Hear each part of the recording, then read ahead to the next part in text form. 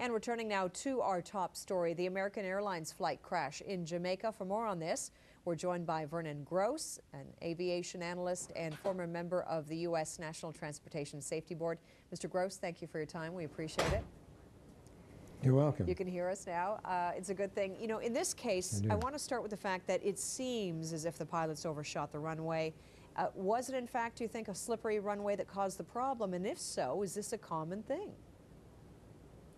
Well, in the first place, we don't really know anything yet. We don't know where he set the airplane down. In other words, he might not have landed early enough on the runway. That's one of the problems. The second is the runway itself might have not been that smooth for him. In other words, there could have been rain that caused slipperiness. And then beyond that, the airport in Jamaica does not have an overrun, which we normally have in the U.S. and Canada, which means 1,000 feet of runway afterward where it could slow the airplane down after it leaves the end of the runway.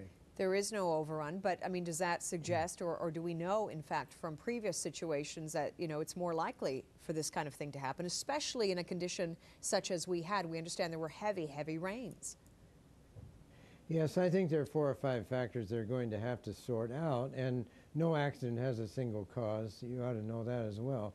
So it could be weather, and they might have had microbursts right at the time he landed. In other words, winds that reversed. He could have had trouble with the airplane. In other words, the braking on the airplane might have failed him as well. We don't know that. So what kind of things are there to assist a pilot in, you know, certainly weather scenarios, which we understand were taking place at the time with this heavy rain again?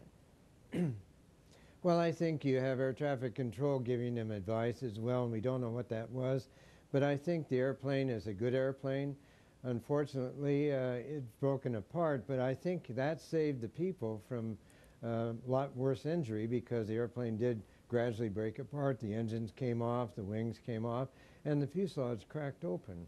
Right, and we're showing some pictures of, you know, the moments that the passengers landed, getting off the plane and the evacuation. But talk to us just for a moment. I mean, when you see the picture of the plane actually physically cracked in several pieces, I mean, it is designed to a certain extent for that to happen, right, in a scenario such as this?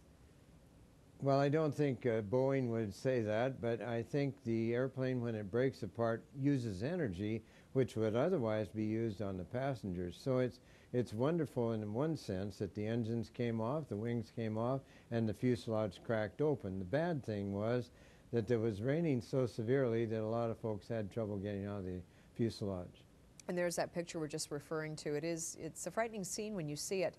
I want to ask you about an incident that took place earlier this month in North Carolina. And there was a situation there, again, American Airlines pilots landed a plane. But, you know, in that circumstance, they were actually told not to, and they proceeded to. Apparently, that plane was not properly lined with the tarmac, so they were told, you know, to not engage in landing at that moment. But what came out of that story was that the pilots had flown for 14 hours before that landing. I'm wondering, you know, are a lot of pilots overworked? Is that a factor, do you think?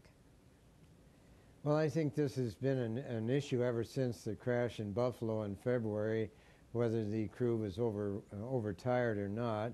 And I think the FAA has pretty well controlled this. However, you can get emergency situations where the aircraft has to orbit for quite some time, and you might exceed the number of hours for the crew that they really should be in. But it's still a pilot's decision in the end, does he go in or not?